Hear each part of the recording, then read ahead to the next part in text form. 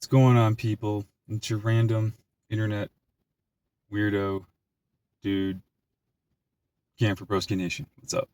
Happy Saturday. It's cold as balls out here in the great state of Michigan.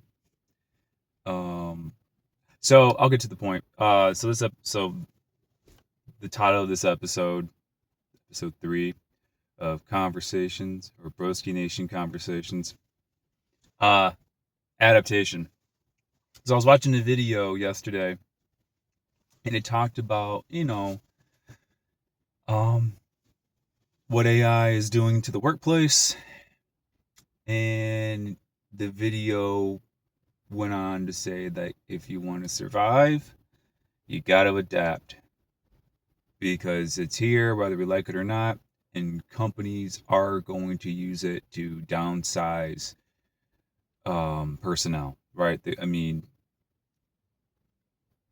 you might, and so it's so relevant because that's something that I personally saw, not with AI, but just knowing repetitive type jobs and the emergence of automation. You want to be the person who's very familiar with those systems in place and either be the ones who are repairing those systems or the ones who are designing them.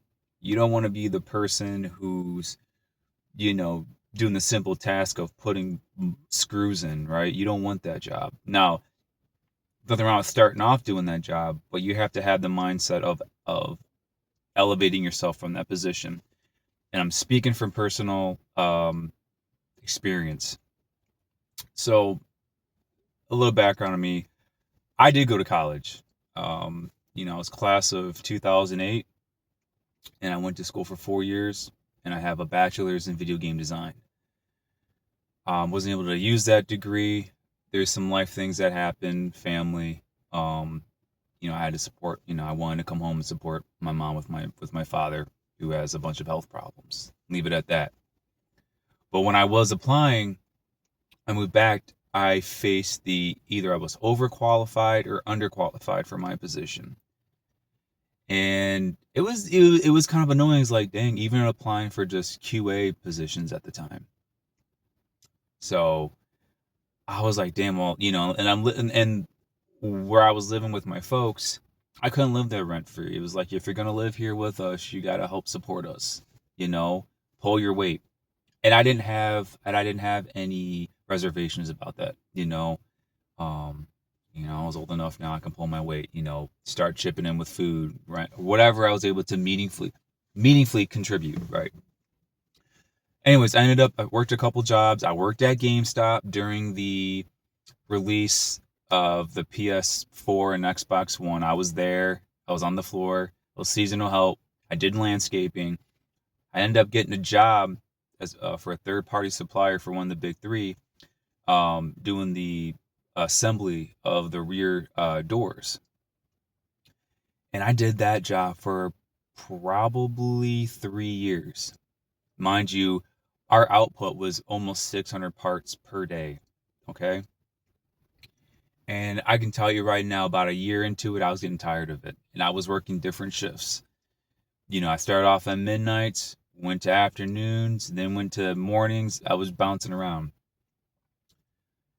At my job, there was a posting for taking a technician test. If you passed, you were able to apply for different jobs maintaining to process techs. Some other factories call it setup guys if you work for the big three. I took it. I didn't know a damn thing about whatever it was, like mechanical maintenance and stuff like that, but I took it, and I did it well enough to pass, right? I think I got like a B or something on the test. I was like, damn, okay.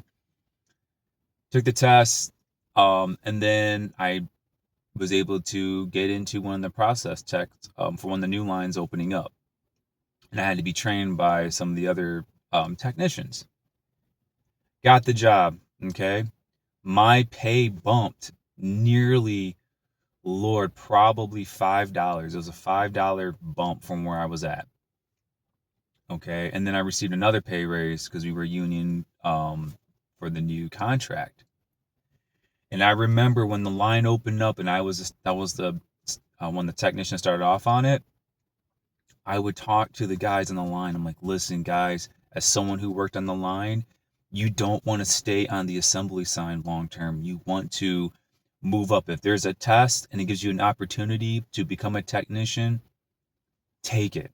All right. And if that's not your role, you know, um, tailor your time there to go into management or whatever. But don't stay on the line because it's a dead end. A lot of people get comfortable, we're making okay money, but you can't depend on overtime. Adaptation is going to be the key to your survival in this next age we're going through AI.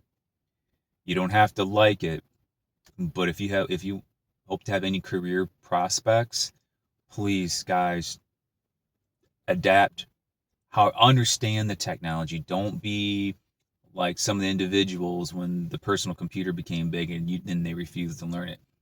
Now they're, a lot of them are, their careers are at a dead end. When you're able to recognize when the writings are on the wall, it's so important to start taking action now. I'm just saying, as somebody who was seeing that, because I saw what, in my example, I saw what the factory life did to people doing those repetitive tasks for years on end. People were developing carpal tunnel in their wrist to where they were having to get surgery, put them out of work, and FMLA only pays for so long. You know what I mean? Or not FMLA, but what do you call it?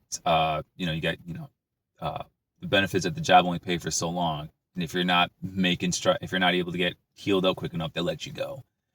So don't do that to yourself, okay? AI is a tool that's neither good or bad. It's just depending on who's using it. And I'm a big advocate for, if you can use it to bring about positive change, do it. Um, that's my 2 cents. Adaptation is key to survival, guys. And learn from somebody who was there, boots on the ground in the factory.